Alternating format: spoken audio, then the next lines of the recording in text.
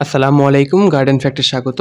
আপনাদের মধ্যে অনেকে জানতে চাইছিলেন যে গাছের গোড়া কেন খুঁচিয়ে দেওয়ার প্রয়োজন হয়। এটা একটু ঝামেলার কাজ হলেও এটা একটা প্রয়োজনীয় কাজ। এটা কেন দরকার হয় সেটা নিয়ে আজকে কথা বলবো। তো প্রথমে আমরা গাছ প্রায় ১ মাস খুঁচিয়ে না দিলে গাছের গোড়া কেমন হয় সেরকম একটা গাছের কাছে চলে যাই, চলুন।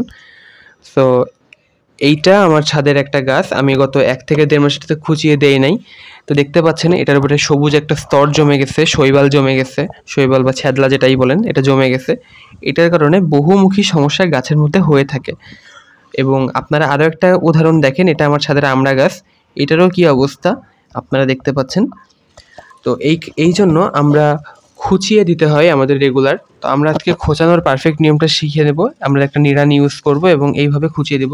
আপনারা দেখতে থাকুন, অ্যান্ড আমি না খোঁচালে কী সমস্যা হয় সেটাগুলো আপনাদের বলতে থাকি। তো প্রথমত যদি আমরা খুঁচিয়ে না দেই তাহলে সূর্যের আলোটা গাছের ওপরে পৌঁছায়, মাটির ভিতরে বা উত্তাপটা ঠিকমতো যাইতে পারে না। হ্যাঁ, এই জন্য মাটিটা কিন্তু কখনো পরিপূর্ণ শুকায় না, দেখবেন যে ভেজা থাকে।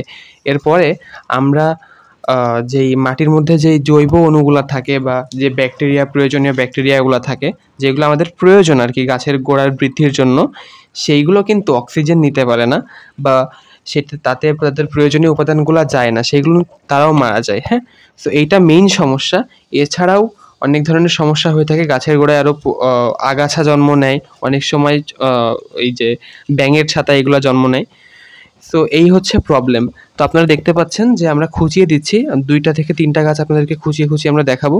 এই যে ধারালো যে অংশটা, এই ধারালো অংশটা দিয়ে আমরা চেষ্টা করব খুঁচিয়ে নেওয়ার, এবং বাকিটা দিয়ে বা ওইটা দিয়ে আমরা মাটিটাকে ঝুরঝুরাও করে দেবো। আগের ভিডিওতে আপনারা মানে আগের যে পার্টটা ছিল আগের গাছে, সেটাতে আপনারা দেখতে পেরেছেন কীভাবে করেছি। এটাতেও আরেকবার লক্ষ্য করুন, আমরা কিন্তু চেপে চেপে মাটিগুলোকে গুঁড়োও করে দিচ্ছি। হ্যাঁ, প্রত্যেকটা কোণা থেকে নিচ্ছি।